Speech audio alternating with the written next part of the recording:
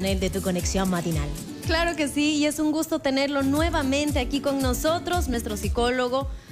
Ya es parte de la familia, Jorge Escudero. ¿Cómo estás? Bienvenido, Jorge. Muchas gracias por la invitación. Muy bien por aquí. ¿Y ustedes cómo están? Muy bien, muy contentas de recibirte, pero igualmente sensibilizadas con una realidad y una temática que ocurre en la niñez y adolescencia referida a las autolesiones. ¿Qué tan frecuente ocurre esta realidad? Bueno, actualmente tenemos una gran preocupación en términos de salud mental infanto-juvenil por la alta frecuencia de las autolesiones. Esto nos dice entonces que hay muchos estímulos, hay personas, instituciones, redes sociales, medios que están a favor de las autolesiones en la infancia y en la adolescencia. Se promueven estas conductas. Y esto alerta porque además cada vez es más baja la edad de inicio de las autolesiones. Y la autolesión podrían ser los primeros pasos para un intento de suicidio además. Entonces hay varios temas que a veces tenemos que ordenarlos bien para precisamente mantener la vida de niños, niñas y adolescentes que en un intento de poder encontrar un alivio optan por las autolesiones como un mecanismo para encontrar calma, para poder manejar ciertos dolores emocionales. Y ustedes recuerden que siempre en este espacio también tienen la posibilidad de hacernos llegar sus preguntas, lo pueden hacer de manera anónima, no tenemos ningún problema en leerlas y que después Jorge pueda responderlas. Van a ver el código QR en su pantalla, lo escanean y ya. Si tienen hijos adolescentes, preadolescentes, ¿también se den niños? ¿Nos estás diciendo que cada vez se da en niños más pequeños? Sí, bueno, las autolesiones son parte de las conductas suicidas. Son varias. Cuando hablamos de conductas suicidas hacemos referencia a autolesión, a un intento de suicidio o también a las veces en las que yo no he hecho ninguna conducta, pero en mi mente tengo el plan para saber qué hacer. Eso también forma parte de la conducta suicida. Y las conductas suicidas, en mi caso no me ha tocado atender casos tan pequeñitos, pero la literatura señala que desde los 5 años hay casos que se atienden donde los niños o niñas han intentado quitarse la vida. Lo que a mí me ha tocado ver, 7 u 8 años ya intentando o teniendo la idea de qué es lo que voy a hacer para quitarme la vida. Y las estrategias a veces van como de menos a más. Entonces, mientras más pronto lleguemos, más probabilidades tenemos de prevenir que esto siga avanzando. ¿Cómo poder empezar a darnos cuenta? Porque he tenido casos quizás no tan cercanos, pero de conocidas, que claro, a través de la ropa, del ropaje abultado, tapaban ciertas marcas. ¿Cómo notarlo a nivel familiar o entre amigos? Darme cuenta, bueno, quizás a él o a ella le puede estar pasando esta situación. Sí, bueno, tenemos en este caso las autolesiones que van a hacer un daño intencionado sobre el tejido corporal. Yo digo como sobre el brazo, pero puede ser tejido corporal, nuestra piel tenemos en todo nuestro cuerpo. Entonces tenemos que ver todo lo que gira en torno a este daño que se hace intencionado y autoinfligido. Dentro de las características que suelen estar unidas a las autolesiones es el estar sufriendo una dificultad en salud mental. Por ejemplo, yo estar deprimido, deprimida, ansioso, ansiosa, el haber vivido experiencias traumáticas, por ejemplo, que me dejaron muy vulnerable emocionalmente o donde yo estuve expuesto a situaciones horrorosas, por ejemplo, donde vi violencia, donde fui víctima de violencia, o sea, todo lo que impacta el desarrollo emocional en la infancia y la adolescencia. Entonces, por una parte, hay veces en las que uno intenta ver todo lo que gira en torno a la autolesión, porque la autolesión, como tú lo decías, se oculta. Puede ser que yo no puedo ver los brazos de los niños por mi trabajo o por la relación familiar, no puedo ver sus piernas. Los muslos también sé que es muy frecuente. Exactamente, que es la parte que queda cubierta por la falda en las adolescentes o por el buzo o por el short. Entonces vemos si mi hijo o hija o los niños con los que nosotros interactuamos están con su estado de ánimo más decaído, más afligidos la mayor parte del día y casi todos los días. Si bien no tenemos certeza de que haya autolesión, es como que tenemos que prestar atención al estado de ánimo. ¿Por qué? Porque cerca del 90% de niños, niñas y adolescentes que se autolesionan presentan una dificultad en su salud mental. Claro. Entonces ahí tenemos una arista importante. Otra arista que de pronto tenga que ver, nos centramos en el estado de ánimo, pero de pronto tenga que ver con estos cambios de conducta que nosotros observamos. Hay veces en las que las familias refieren, antes se reía, tiraba chistes, interactuaba, me pedía permiso para ir a jugar a la pelota, que se quería reunir con sus amigos y parece ser que ahora se apagó. Parece ser que es como que fuese otra persona.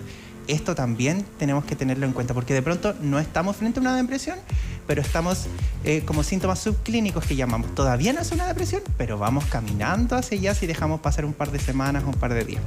Y otras veces esta distinción, a veces la adolescencia no es tan fácil, porque en la adolescencia a veces, por sentir vergüenza por los cambios corporales, se tienden a ocultar partes del cuerpo. Entonces, pero ahí también tener en cuenta, si yo noto que mi hijo o hija se está cubriendo partes del cuerpo, pero las está ocultando. Es distinto a que, por ejemplo, yo no quiera mostrarles a ustedes mis brazos y ustedes me digan, ¿pero qué tienes ahí? No te quiero mostrar. Antes que en otros momentos, por ejemplo, yo me saque mi polerón, interactúe con los demás, pero después me abrigue o me cubra en ciertos momentos. En el caso de las autolesiones es como estar escondiendo partes del cuerpo, que de alguna manera si yo las muestro, pensaría yo como adolescente que me van a sancionar, se van a burlar.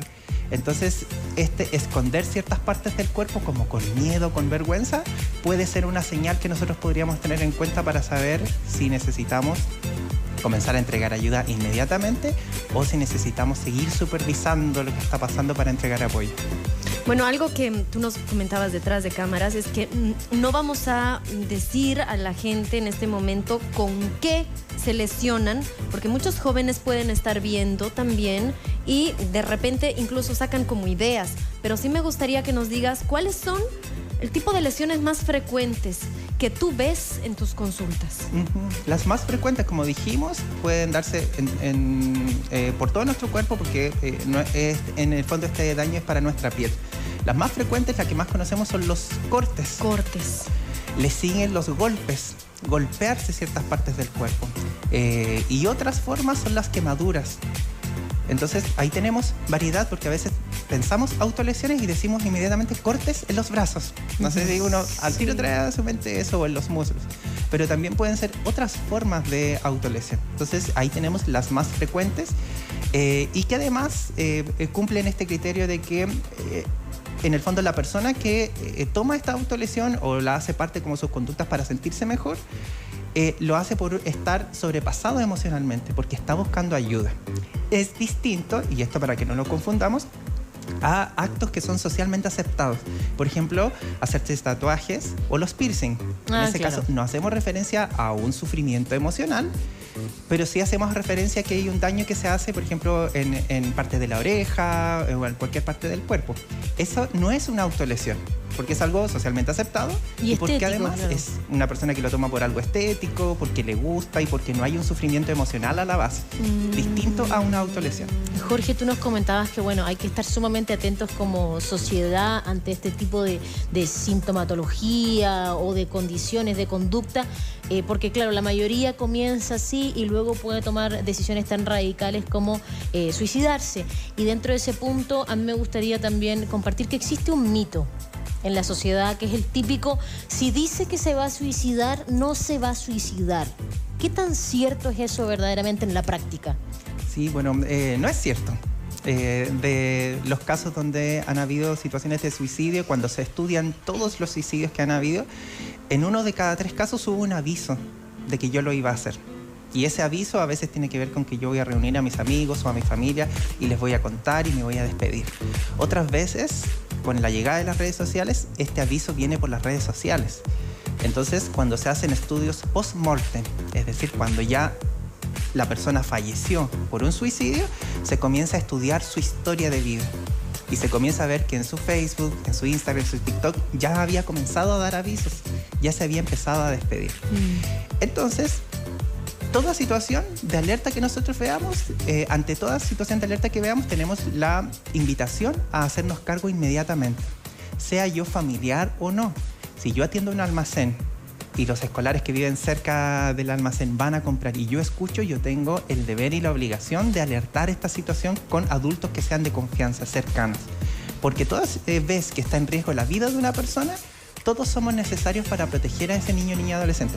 La meta es que no nos quedemos con esta idea de que lo está haciendo para llamar la atención, para manipularnos, porque eso finalmente distancia a las personas. Entonces, para que no me manipule, yo voy a hacer como que no escuché. Pero ¿qué podría pasar? Porque a lo mejor no está manipulando, está pidiendo ayuda. Y ante esta petición de ayuda, hacer oídos sordos puede costarle la vida literalmente a una persona. Pero eso también debe ser muy frecuente, ¿no? Entre jóvenes, que es un poco llamar la atención o no quedarse atrás, si mi grupo de amigos lo hace, pensemos en que todos están cortando, no sé, cualquier tipo de daño que se estén haciendo, probablemente uno, si no lo hace, queda mal con el grupo de amigos. Recordemos que así piensan los jóvenes, necesitan la aprobación de su entorno.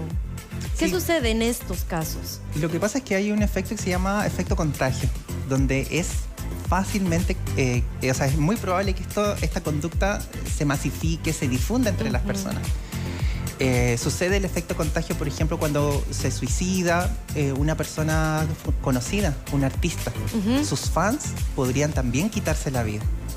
Entonces, cuando eso pasa, ahí todos tenemos la responsabilidad de hablar sobre este tema para que las personas que están más vulnerables no intenten un suicidio. Y también entre adolescentes sucede lo que tú refieres, Ale. Por ejemplo, cuando suceden autolesiones, hay veces en las que ellos comienzan a, casi que entre comillas, voy a ser muy cuidadoso con esto que voy a decir, pero entre comillas como que compiten para ver quién está más mal emocionalmente. Entonces, ya que yo estoy más mal porque voy al psicólogo y voy al psiquiatra, en el fondo yo estoy sufriendo más que tú, porque tú solamente has ido al psicólogo. Entonces se comienza a generar esta competencia.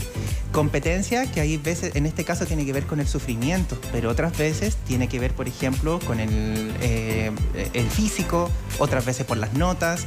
Entonces, si tu competencia o tus ganas de ser mejor que los demás están poniendo en riesgo tu vida, es algo que nosotros lo tenemos que conversar en la casa o en las comunidades escolares, que en el fondo son los espacios donde más pasan tiempo los niños, niñas y adolescentes. Y de alguna manera, para que este efecto contagio en el fondo no siga aumentando, porque es como una bola de nieve, partió por algo pequeñito, pero finalmente las consecuencias las vemos cuando sucede algo grave. La idea es no llegar siempre cuando sucede algo grave, sino que llegar antes de que estas cosas se agraven. En los medios de comunicación, bueno, solemos hablar muy poco de este tipo de temas, y me imagino en la casa que debe ser aún más difícil poder abordarlo, porque los papás quizás pensarán que ya acercando el tema estamos dando ideas, pero me imagino que es importante poder tener esa conversación previa, esa confianza también de generarle a tu hijo el espacio para que te brinde su necesidad emocional, ¿no? Sí, hablar sobre este tema puede ayudar mucho a aliviar estos sentimientos de dolor emocional. Entonces, cuando hablamos, en el fondo no estamos dando ideas o no estamos magnificando este problema, sino que estamos descomprimiendo este problema. Es como cuando estamos inflando un globo y tenemos más aire y se va poniendo más tensión hasta que esto revienta. Cuando hablamos es como que le sacamos el nudo al globo y comenzamos a descomprimir de a poquito. La ollita evapora ahí. Exactamente. Entonces puede ser el espacio para que en la casa, en las comunidades escolares, en los medios de comunicación y con nuestros grupos de amigos nosotros hablemos sobre este tema, porque ya que le está pasando a tantas personas es como un secreto a voces. Todos estamos, en este grupo, estoy imaginando un grupo, todos estamos con esta preocupación, pero no tenemos suficiente información. Incluso aunque no tengamos suficiente información, poner el tema sobre la mesa nos puede ayudar a plantear este tema, porque a lo mejor puede ser que mi hijo o hija tenga más información que yo sobre este tema, que es lo más probable. Es lo más probable. Hoy en día tenemos acceso a todo tipo de información, los jóvenes que están en las redes sociales. Y hay algo que tú también decías, que hay que estar atentos, por ejemplo, a esos cambios de comportamiento. Pero cuando son adolescentes o preadolescentes, ya cambiaron. Si antes era chistoso, era divertido, de pronto cambió, pero uno normaliza, piensa que es parte de ser adolescente. Sí, y es la gran dificultad con la que se encuentran los adolescentes, porque me voy a ir a uno de los factores de riesgo, que es la depresión. Entonces, se ha visto, bueno, estos datos cambian de país en país y de cultura en cultura, pero se ha visto que cuando un adolescente comienza con sus primeros síntomas de depresión, tarda mucho tiempo en que reciba un tratamiento para la depresión. Tardan algunos adolescentes aproximadamente 10 años hasta que inicien un tratamiento. 10 años. ¿Por qué? Porque en las primeras fases se normalizó. Pero es que todos los adolescentes son más callados. Todos pelean. Todos son rebeldes. Claro. Todos tienen sueño, no se quieren levantar. Claro, hay cosas que son esperables. Pero si un adolescente, incluso antes, en la pubertad, si ya comienzan a tener dificultades emocionales, mientras más temprano lleguemos, mejor, para evitar dejar pasar estos 10 años. Porque uno entiende, pasan 10 años, pero porque no hubo suficiente información. Porque a lo mejor ese adolescente o esa adolescente no sabía que estaba deprimido. ¿Cuándo se dio cuenta? Imaginemos que un adolescente a los 13 años comenzó con sus primeros síntomas de depresión. Probablemente a los 23 recién va a comenzar un tratamiento efectivo. 23 años cuando ya es mayor de edad, probablemente cuando ya está terminando la universidad, sí que está estudiando, probablemente cuando ya está trabajando, cuando tiene un poco más de independencia económica. Se dan esas condiciones, pero la idea es que estos recursos se den antes, que las familias también tengan espacios para informarse. Por eso son tan positivos estos espacios, porque probablemente alguien en su casa que no sabía de este tema, ahora lo está conociendo, y quizá cuando su hijo hoy día miércoles llegue del colegio, puede ser el momento para que hablen sobre esta dificultad. Claro que sí, sumamente necesario poder abrir el espacio. Jorge, me quedo pensando en esas personas que quizás en este momento están pasando por esa situación, se están autolesionando, autoflagelando. Psicológicamente, la traducción es que es tanto mi sufrimiento emocional que necesito traspasarlo también a un nivel físico. ¿Qué pasa por mi mente? ¿Cuál es la situación mental que me impulsa a tomar estas decisiones? Bueno, eso nos ayuda a saber, en el fondo, la autolesión cumple una función, tiene una meta. Probablemente, si yo me estoy autolesionando, no le he puesto nombre a esto que me sucede. Yo solamente sé que algo me está haciendo sufrir y que la autolesión me entrega alivio. Esa es la función que está cumpliendo en ese momento. El tema es que yo no sé por cuánto tiempo me va a entregar alivio. Por 5 minutos, por 10 minutos, pero luego viene el dolor. Las autolesiones cumplen dos funciones, una función intrapersonal y una función interpersonal. Ya. A ver. Intrapersonal tiene que ver conmigo e interpersonal tiene que ver con los demás. Intrapersonal es cuando yo estoy teniendo un sufrimiento emocional intenso, probablemente que no se lo he contado a nadie. A lo mejor un sufrimiento emocional intenso en términos de pareja, amorosos, sufrimiento emocional intenso por los conflictos que yo veo en mi casa y esto me está haciendo sufrir, por malos tratos, por agresiones sexuales, por acoso escolar.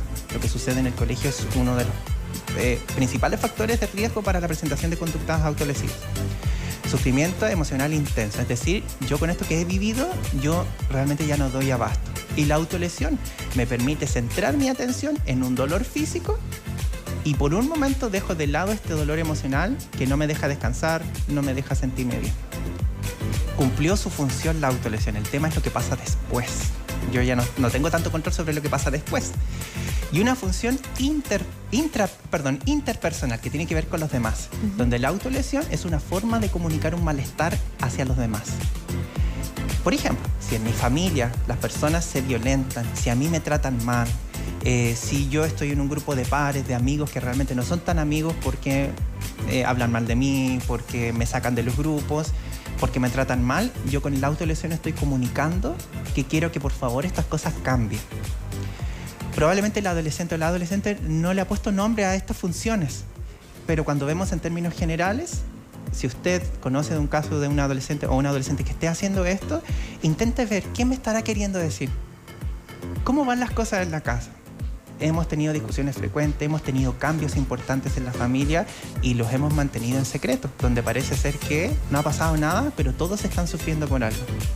Entonces ahí yo puedo, la primera pregunta, ¿qué me estará queriendo decir con esto? ¿Qué me estará queriendo comunicar? Porque probablemente ahí recién nos vamos a poder conectar.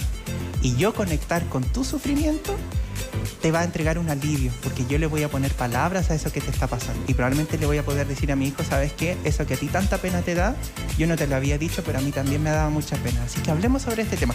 O lloremos juntos. Vamos a ir juntos a buscar ayuda a un lugar donde nos puedan entregar asistencia. De ahí tenemos de alguna manera lo que podría pasar por la mente y sabemos que algo emocional por el corazón de aquellos niños, niñas y adolescentes que intentan las autolesiones. ¿Puede ser algún caso que no precisamente estén buscando terminar con su vida? Simplemente sentir eso en el momento. Y también la siguiente pregunta es, cuando ya es adulto, ¿continúa haciéndolo? Bueno, ¿cuál era la primera pregunta? que no busque acabar con su vida, que simplemente es sentir ese momento, el dolor. Sí, lo que pasa es que las autolesiones tienen dos categorías. Unas autolesiones que no tienen fines suicidas, o sea, yo me autolesiono pero yo no quiero morir, y otras autolesiones que sí tienen el fin de quitarse la vida. ¿Ya? Entonces, inicialmente, ambas categorías son un intento de suicidio. Pero cuando evaluamos, conocemos un poquito mejor, ya le ponemos un nombre y decimos, esto es una autolesión. Y cuando escarbamos un poquito más, preguntamos, evaluamos, decimos, esto es una autolesión, pero al consultarle, preguntarle por su plan de vida, no tiene deseos de morir. Mientras que otra evaluación podría decir, mira, efectivamente sí, aquí la autolesión es un plan para ir aumentando progresivamente la gravedad del daño para quitarse la vida. Entonces hay autolesiones con fines suicidas y otras que no tienen fines suicidas. Respecto de lo que pasa en la trayectoria vital, sí, en la trayectoria vital, lo que esperaríamos es que estas conductas autolesivas vayan disminuyendo a medida que ellos van avanzando hacia la adultez. ¿Por qué? Porque hay un mayor control de impulsos, porque hay una mejor gestión de las emociones, porque a lo mejor ese adolescente en un momento que vivía autolesiones, por ejemplo, por conflictos familiares, a lo mejor de adulto ya formó su propia familia, cambiaron las condiciones, tiene mayor independencia. Esperaríamos que si se da un buen tratamiento y si se presta atención, esto no continúe en el tiempo. Pero si no atendemos esto oportunamente, probablemente incluso nos podríamos cuestionar, ¿este adolescente llegará a la adultez? Claro. Por ejemplo. Porque ahí nos encontramos con grandes dificultades. El que sea adulto también le da más independencia para poder acceder a muchos métodos. Para que ese adulto viva solo y quizá pase una semana, 2 semanas y nadie se dé cuenta que esa persona ya no está. Entonces ahí nos encontramos con dificultades. Hoy hablamos sobre autolesiones en la infancia y en la adolescencia, pero el grupo que más riesgo de suicidio tiene y que también intenta más suicidios es el grupo de nuestros adultos mayores. De hecho, es un temazo para poder desarrollarlo más adelante, porque es una realidad que lamentablemente viven muchos hogares y en solitario. Yo creo que eso es la pandemia más terrible cuando uno ya es adulto, mejor la soledad. Volviendo un poquito a lo que estábamos desarrollando el día de hoy, me gustaría también contar una infidencia, porque en la época escolar yo tengo el recuerdo vivo de estar paseando por un centro comercial. Voy paseando y me encuentro con un grupo de chiquillas, 4 o 5, que iban varios cursos más abajo. Y recuerdo que 4 de ellas estaban riéndose y había una que estaba cabizbaja y que se veía evidentemente que no le causaba gracia donde estaba. Entonces, yo sin conocer a las chiquillas, me acerco a ella, que la ubicaba medianamente, y le digo, oye, ¿te parece si nos vamos a tomar un café? Yo no la conocía, a lo más le había dicho hola un par de veces antes, pero no tenía conocimiento de quién era ella verdaderamente. Nos vamos a tomar ese cafecito y ella me dice, muchas gracias por escucharme, porque necesito bla, bla, bla, bla, bla, bla, bla. Y me empieza a contar una situación familiar que ella estaba atravesando. Yo sin ningún nexo ni de amistad, ni de familia, pero vi a una persona que estaba notablemente afectada por algo y me dio esa sensación de tener que cobijarla. ¿Cuán importante es que podamos ser empáticos entre nosotros independientemente que no nos conozcamos? Hoy siento que la gente está tan individualista y ensimismada que puede que esté alguien al lado mío sufriendo, llorando, y a mí no me importa porque yo tengo que llegar al banco, por ejemplo, o tengo que llegar a tal parte. O sea, la sociedad igualmente es sumamente cruel desde ese punto de vista, ¿no? Porque invisibilizamos a alguien que evidentemente está mal. Sí, esa es la gran dificultad y ese es otro alimento que tenemos para la presentación de las autolesiones. Este alimento que tiene que ver con el individualismo y el logro personal, pero no el logro comunitario. Factor protector, por ejemplo, lo que tú hiciste viene muy ligado al liderazgo espiritual. Tú fuiste una lideresa espiritual porque te conmovió una situación de dolor de otra persona. Y uno intenta hacer algo, o intentaría hacer algo frente a ese dolor. Lo que nos podría pasar por el otro lado cuando no está este liderazgo espiritual es que yo haga vista gorda. Finalmente, bueno, podríamos decir, está llamando la atención. ¿Qué es lo que funciona como factor protector para prevenir las autolesiones en la infancia y para que prevengamos la conducta suicida en sí misma? Que se desarrollen en los espacios donde hay adolescentes y niños, espacios de liderazgo, donde tengamos un líder o una lideresa que va a saber qué hacer cuando vea sufrimiento en otra persona. Entonces, sufrimiento de distinto tipo, pero que sepa qué hacer, que tú tienes un rol importante. Es lo que se hace con los programas que muestran efectividad, por ejemplo, cuando se intenta detener el acoso escolar. Que hayan líderes y lideresas que sean testigos activos o testigos salvadores, se dice hoy, que pueda alertar, pedir ayuda, porque es fácil mantener esta situación en silencio. Y en la adolescencia tenemos la invitación valga la redundancia, invitar a los adolescentes a que ellos también no solamente tengan su mirada puesta en ellos, Porque en la adolescencia tenemos como que nuestra mente está entrenada para yo centrarme en lo que me va a pasar a mí. De hecho, uno piensa que todos en la calle todos lo están mirando. Sí. Me caí, uy, pero qué vergüenza. Todos me vieron, cuando en realidad afuera no todos lo vieron, lamentablemente. Entonces, dejo de tener mi centro solo en mí, algo más egocéntrico, sino que yo pongo al servicio de mi comunidad mis talentos. Entonces yo tengo, por ejemplo, a lo mejor yo tengo mucho talento para poder conversar con personas que no conozco. Tengo habilidades para comunicarme, entonces voy a poner a disposición ese talento para acercarme a una persona que de pronto no me conoce y que de pronto yo sé que lo está pasando mal. Por eso, como factor protector, es tan importante que niños, niñas y adolescentes sepan cuáles son sus talentos, sus capacidades, para que más adelante tú pongas estos talentos al servicio de las personas que van a necesitar de ti. Eso es factor protector. ¿Qué sería un factor de riesgo? Preocúpate de ti, céntrate en ti, solamente en ti. Si le causa sufrimiento a alguien más, da lo mismo, porque tú tienes que preocuparte de ti. Es como malentender la autoestima, ¿no es cierto? Uno diría, sí, efectivamente tú te tienes que preocupar de ti, pero hay una línea fina hasta que tú hagas algo que comienza a dañar a los demás, entonces tú ya sabes cuál es tu límite. El tema es que nosotros mostremos buenos ejemplos para los niños y niñas que tenemos cerca. Igual me sorprende con el ejemplo que tú pusiste, Cata. Su propio círculo de amigas no lo notaba. Y se da que la propia familia no lo nota, ¿cierto? Que puede que tengan un adolescente o un niño pasando una depresión intensa y es la misma familia, el entorno más cercano que no lo nota. Sí, bueno, y eso es lo que siempre se me viene a la mente, que la familia necesita que se le ayude. Es como si nosotros estuviésemos en un reality. Entonces es cuando uno ve un reality y dice, pero es que este problema partió porque esta persona dijo algo, este problema partió porque no hubo comida, este problema partió por una competencia. Entonces cuando uno ve las situaciones de afuera, uno puede decir, puede establecer las relaciones. Claro. Cuando en la familia pasan estas cosas, algún miembro de la familia estalla o explota de rabia, pero otra parte va a quedar calladito, silenciado. Tendemos a pensar que el que está más silenciado, más calladito, no le está pasando nada, pero le están pasando muchas cosas y está expresando este dolor a veces con las autolesiones, otras veces con el consumo de drogas, otras veces con el acceso a la pornografía, otras veces con tratar de salir de la casa, hacer otras actividades. Cada uno irá viendo a dónde puede encontrar más alivio. El tema es no estar adivinando dónde mi hijo encuentra alivio, sino que yo conocer muy bien, yo sé que esto le gusta, yo sé que va a hacer deporte cuando en el colegio ya es con muchas las pruebas. Y yo sé que discutimos, entonces sé que vamos a tener que hablar con este hijo, esta hija, porque él tiende a guardarse las cosas. Ahí está el tema de que las familias se les ayude. Y efectivamente a veces sin querer podríamos seguir avanzando, porque aparentemente tenemos este aparente equilibrio, pero cuando las cosas comienzan a ponerse mal, en el fondo esa puede ser una enseñanza de que todas nuestras familias tienen sensibilidad y mantener ciertas ideas dolorosas en secreto ya nos dice que a lo mejor eso puede ser riesgoso para algunas personas, pero nos dice que mientras más pronto abordemos esas situaciones difíciles, más protector va a ser para nuestra familia, porque ya no estamos tratando de salir adelante solos, sino que estamos como familia. Y tu familia puede ser tu pareja, puede ser tú y tu mascota, puede ser tú y tus amigos o amigas. Nuestras familias son diversas también, así es que la idea de que tiene que ser la mamá, el papá, el niño más alto que la mamá y el hijo más... Y el la perrito hija, golden, así todo perfecto. Claro, exactamente.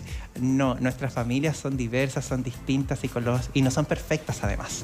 Entonces por eso necesitan ayuda de nuestras familias. Sobre todo en esa época de la vida donde uno se suele comparar muchísimo, donde uno busca pertenecer a una especie de estereotipo en particular, y para quienes tienen familias disfuncionales es sumamente complejo porque en muchas ocasiones se sienten sin un espacio seguro, no lo tienen, y además en plena adolescencia donde más necesitamos un apoyo emocional. A mí me gustaría preguntarte cuáles son los escenarios más recurrentes cuando ocurren este tipo de casos como las autolesiones. ¿Es la familia disfuncional? ¿Es que en el colegio, escuela, instituto soy víctima de bullying? ¿Cuál es lo que más se repite en el país? Lo que más se repite, ya vamos a tener autolesiones. Lo que suele ser la columna vertebral de la mayor influencia sobre las autolesiones es el estar expuesto a situaciones de violencia.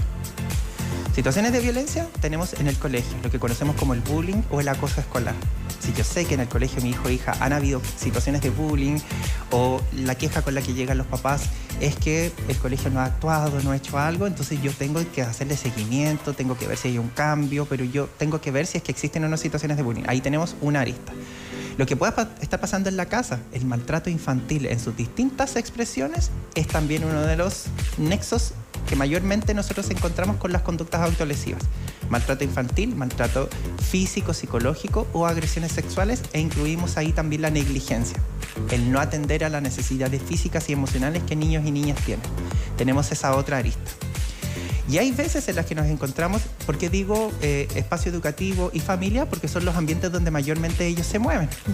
En un momento se decía, bueno, hay que atender mucho a la familia y a la escuela.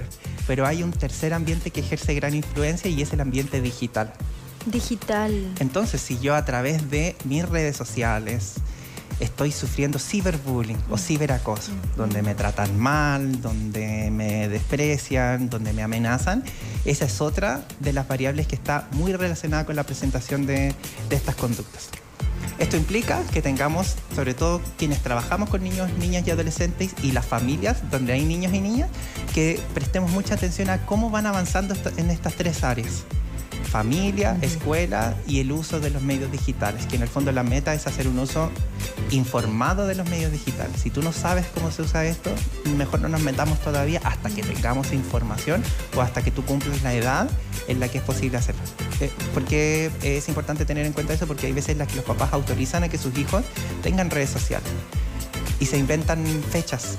Y la red social no va a decir, usted me está mintiendo, entonces yo no voy a abrir esa cuenta de TikTok. Pero confía. Les da lo mismo, porque ahí tienen un público cautivo, el público infantil y adolescente, que está mucho más vulnerable a seguir consumiendo estas redes, con todo lo que podrían encontrarse en esos espacios. Claro, que lo habíamos dicho, no vamos a decir qué tipo de métodos utilizan, como para que no saquen ideas, pero ¿de dónde creen que sacan las ideas? Pues las encuentran en internet, ¿cierto? Sí. Entonces, me imagino que muchos padres, madres revisan, no sé, los sitios a los que acceden sus hijos cuando son niños, pero cuando son adolescentes dejan de hacerlo. Y también ha sido noticia ya desde hace varios años que hay este tipo de challenge o retos entre adolescentes que se incitan a cometer actos violentos o de autolesión también, ¿no? Entonces, este es un tema que además que ya se viene dando en otros países también, y no solamente con el tema de autolesiones, como por ejemplo, vi que hace un tiempo había como un reto para tener labios más gruesos, las jovencitas, las adolescentes. Entonces se ponían como que, no sé, la boca de una botella, algo así, a sacarse así como para hacer este efecto de vacío. Entonces, claro, podían salir los labios más gruesos, pero también se provocaban unas lesiones terribles porque se rompían los vasos capilares, por ejemplo. Exacto, los desafíos, y ahí, claro, cuando suceden estos desafíos y salen en las noticias, uno dice, pero han pasado varias semanas de que este desafío estaba circulando. ¿Seguro? Los juegos online también van poniendo desafíos. Entonces, y yo veo chiquititos que ellos son pero especialistas en los juegos online y saben la forma de ganar. Hay veces en las que incluso los niños toman las tarjetas de los papás y las mamás y compran como estrellas, poderes o recursos para poder seguir jugando. Entonces eso nos dice, ya que sabemos que estamos en este escenario, tratar de extremar los cuidados. Con esto ya tenemos más pruebas para saber por qué es que niños, niñas, adolescentes deben trabajar, o sea, deben tener, si es que quieren tener redes sociales, con mucho cuidado, y en la infancia no tener estos vínculos con los dispositivos digitales, porque si a nosotros siendo adultos nos pilla la tecnología en esos temas, probablemente a ellos los va a pillar mucho más desprevenidos. Desde imágenes, caricaturas que pueden parecer inofensivas, finalmente terminan apareciendo estos desafíos o termina apareciendo información relacionada con lo difícil que es la vida, información relacionada con cómo terminar con la vida. Ahí hay muchos riesgos. Entonces, mientras más sólida y fortalecida esté la familia, más oportunidades tenemos para protegernos entre todos y todas.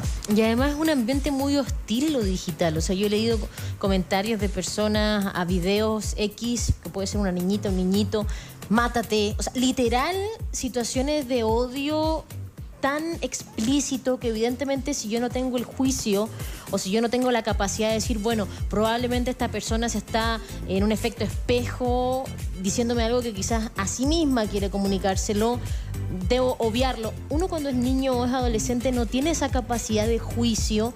¿Cómo desde la casa podemos fortalecer esa sensación o esa mirada, ¿no? De decir, bueno, este mal comentario que me están diciendo a través de mis redes sociales es probablemente porque esa persona no se siente bien consigo misma, por dar un ejemplo, ¿no? Pero en la vida cotidiana, ¿cómo poder reforzar esa capacidad de juicio de decir, no es contra mí?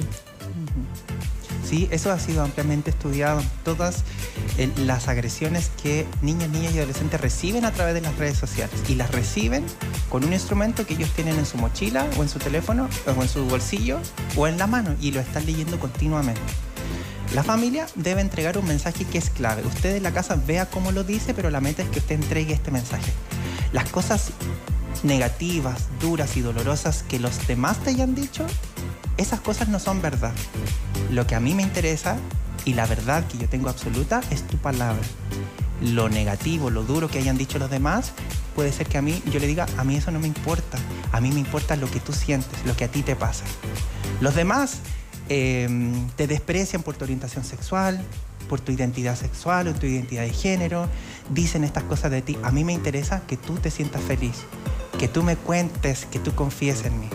¿Por qué? Porque hay niños que dicen, pucha, es que los demás ya andan hablando, yo no quiero que esto lo sepa mi mamá o mi papá porque se va a enojar, quizá ¿qué me van a decir? Cuando usted le dice que a usted lo que le importa es que tú te sientas bien, que tú seas feliz, que tú cuentes conmigo y que si tenemos problemas vamos a avanzar juntos, pero yo voy a estar contigo, el panorama cambia completamente porque lo demás ya cambia de prioridad, ya no está en lo primero. Ya bajó, ahora más importa que yo cuando llegue a mi casa deje mi mochila, pero me voy a sentar a hablar sobre lo que yo sentí y lo que me pasó. Eso puede dar más apertura también para las familias. Bien, Jorge. Recordemos a toda la gente que pueden escanear ese código QR y de esta forma nos hacen llegar su pregunta con total confidencialidad. Tenemos una pregunta a continuación, la vamos a leer. Y dice lo siguiente: hola, mis felicitaciones para Jorge. Me gusta la manera profesional, práctica y sencilla como aborda los temas. Sobre el tema de las autolesiones, quisiera saber cuáles señales de alarma se deben considerar para saber si es necesario acudir a un profesional. Muchas gracias, Alejandro. Alejandro, gracias a ti por tu pregunta. ¿Qué le decimos, Jorge? Señales que pueden aparecer cuando el estado de ánimo notemos que cambió drásticamente y que es algo que no era parte de la chispa de mi hijo o hija o de los niños que tenemos cerca. Cuando las conductas cambian, no se comportaba así, antes se vinculaba con cosas que le agradaban y ahora parece ser que esta chispa se apagó, también otra señal. Y otras veces donde nosotros vemos que está esta intención de ocultar partes de su cuerpo pero asociados a un dolor. Entonces yo tendré que distinguir si esto tiene que ver con sentir vergüenza porque su cuerpo se está desarrollando, cambia rápidamente el cuerpo en la adolescencia, o si tiene que ver con un miedo o con un dolor. Entonces ahí en términos generales tenemos tres grandes aristas que podríamos tener en cuenta. Y respecto de la ayuda profesional, lo recomendable es que aquí tengamos un tratamiento que llamamos tratamiento combinado. El tratamiento combinado incluye una atención psicológica e incluye también, si es que es necesario, la atención médica. Porque ya que sabemos que hay dificultades en la salud mental asociadas, la atención médica a través de fármacos puede entregar gran ayuda para equilibrar a este organismo químicamente. Le va a ayudar a que químicamente en la noche duerma. Le va a ayudar a que químicamente en la mañana amanezca de mejor ánimo. O a que ciertas ideas que tiene vayan disminuyendo su intensidad. Y eso, el fármaco ayuda mucho. Recordemos, los fármacos son por un tiempo acotado, no son para toda la vida, pero necesitamos a veces una ayuda química porque ya con los hábitos no damos abasto para que este cuerpo cambie químicamente y el fármaco viene a ayudar mucho. ¿Por qué digo esto? Porque hay veces en las que la familia dice, no lo vamos a llevar al doctor porque no quiero que ande drogado, no quiero que lo internen. Entonces, ver toda esta ayuda médica como una ayuda SOS, que puede ser si es que hay una hospitalización, porque muchas veces recomendamos hospitalización, que es por un tiempo acotado, porque este organismo ya por sus propios recursos no está pudiendo avanzar. Entonces necesitamos química, ayuda química. Y la ayuda psicológica, que tiene que ver con entrenar en habilidades para que tú resuelvas tus problemas. Pero yo te voy a ayudar. Si la autolesión, dijimos que cumplía funciones. Si la autolesión es una forma de resolver mis dificultades, ahora vamos a ver 10 otras formas que tú tienes para resolver las dificultades, que son habilidades para la resolución de problemas. Vamos a ver habilidades para que tú tengas habilidades sociales. Pucha, yo me siento solo, me siento sola, ya me dijeron algunas cosas que no me gustan, no tengo amigos o amigas. pero yo sé que los amigos en el fondo se tienen que acercar a mí. Entonces uno dice, aquí hay un tema que nosotros podemos trabajar, porque tú también puedes intencionar vincularte con otras personas. No vas a encontrar amigos a la hora, pero la amistad se construye. Entonces, ¿cómo inicias conversaciones con una persona que tú no conoces? Como lo hizo ahí Catalina en su momento. Te acercas, te agachas, le hablas en un tono más bajito, pero vamos a encontrar la forma de entrenarte en habilidades sociales. Ya tenemos 2 grandes metas: resolución de problemas, habilidades sociales y todo lo que gira en torno a la salud mental, que en el fondo es como lo complementario. El practicar actividad física. De hecho, se ha visto que la práctica de actividad física tiene efectos muy parecidos a los de los medicamentos antidepresivos. Claro, la dopamina, la secreción de todas esas enzimas, ¿cierto? Que de cierta manera nos ayuda a mantener una actitud más positiva ante la vida. Exactamente. Y incluso dicen que es el antidepresivo más efectivo y el menos utilizado en el mundo. Exactamente. Como forma preventiva de las dificultades en salud mental, la práctica de actividad física de manera regular.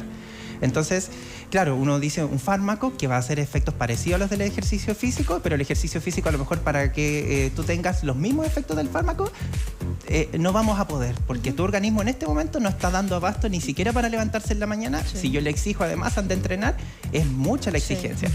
Pero cuando hacemos esta acción combinada, podemos tener los mejores resultados para que estas conductas autolesivas vayan bajando de a poquito y para que en un momento, en un plazo a mediano y a corto plazo, estas conductas ya no se presenten. Entonces, ahí tenemos 2 formas de aplicar un tratamiento. Es bueno que nosotros sepamos qué hacemos en cada uno de ellos para que podamos adherir a ese tratamiento y evitemos decir, no, pero es que esta semana yo ya estuve bien, voy a dejar el tratamiento. No, porque eso es una señal de que probablemente en 2 semanas más, 1 año más, 2 años más, nos volvamos a encontrar con estas conductas. Entonces, puedas recaer, mejor claro. prevenirlas. Te agradecemos, Alejandro, por tu confianza y tus ganas también de acercarnos a esta consulta. Usted que nos está viendo lo puede hacer cada vez, con cada invitado, con cada tema. Siempre la invitación es a que pueda participar en tu conexión matinal. Repasemos también, porque entiendo que tú siempre estás conectado con los establecimientos educacionales. ¿Cuál es el rol que debiese cumplir el colegio si es que evidencia que algún alumno se autolesiona? Sí, bueno, tenemos el rol ahí en los establecimientos educacionales, el rol de proteger inmediatamente. Entonces, los profesionales y profesionales tenemos la obligación en esos contextos de informar inmediatamente a un adulto o adulta protector. Entonces, informamos a las personas y también hay ciertos plazos. Tenemos, de hecho, horas para poder derivar a este niño o niña a una institución de salud que le pueda entregar atención. En mi caso particular, por ejemplo, yo he podido gestionar a través del Tribunal de Familia atención psiquiátrica urgente en el hospital de la comuna, por ejemplo. Pero uno debe pedir esas cosas para que la red se active. La red de salud pública muchas veces no funciona con disponibilidad de atención tan pronta para las atenciones de las dificultades en salud mental. Entonces ahí está la gran crisis que tenemos, porque no es suficiente para la gran cantidad de dificultades que hay. Pero hay veces en las que uno, alertando de esta situación y de la gravedad, puede acelerar procesos, o bien a veces hay establecimientos educacionales o hay instituciones que trabajan con niños o niñas que pueden gestionar una atención particular, y hay veces en las que esa atención la paga la institución en beneficio de la familia que es parte del colegio o de una fundación o de un programa que trabaje con niños o niñas. Entonces ahí tenemos el rol de avisar oportunamente y realizar las derivaciones correspondientes para hacer supervisión. Antes que nos despidamos, yo les quería contar que tengo una guía para hablar sobre las autolesiones. La tengo disponible en mis redes sociales, así es que es un regalo para las personas que hoy día nos estén viendo. ¡Qué bueno! Para que me la pidan por mensaje interno de Instagram, de Facebook. Ahí también está mi WhatsApp, así es que si quieren también me la pueden pedir por ahí. Yo se las comparto en un link. No deben registrarse ni poner su dirección, ni su correo, ni su teléfono, nada, sino que mi meta es solamente que ustedes puedan informarse sobre este tema. Y esa guía sobre autolesiones incluye la manera de hacer un plan de seguridad, por ejemplo, en la familia.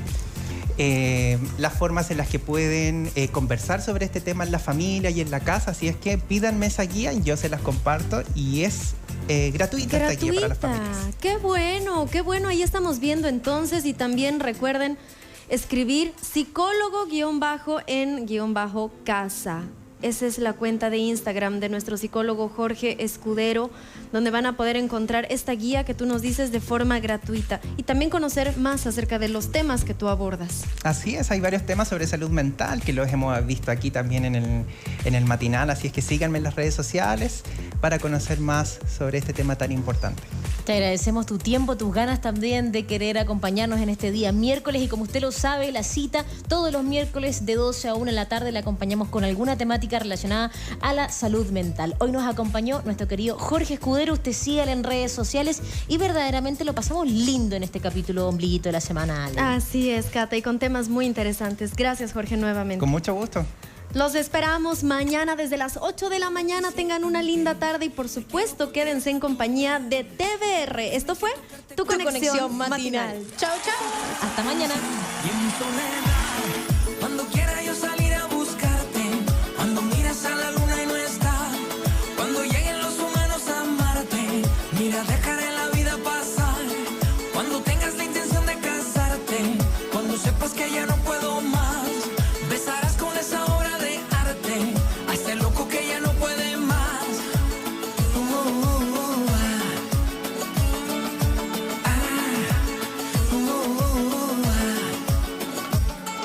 Te quiero amar lo que pueda amarte y darte lo que te pueda dar, las flores y las cosas de antes, la vida que aún está por llegar. Y en mi soledad, cuando quiera yo salir a buscarte, cuando miras a la luna y no está, cuando lleguen los humanos a amarte, mira, dejaré la vida pasar, cuando tengas la intención de casarte,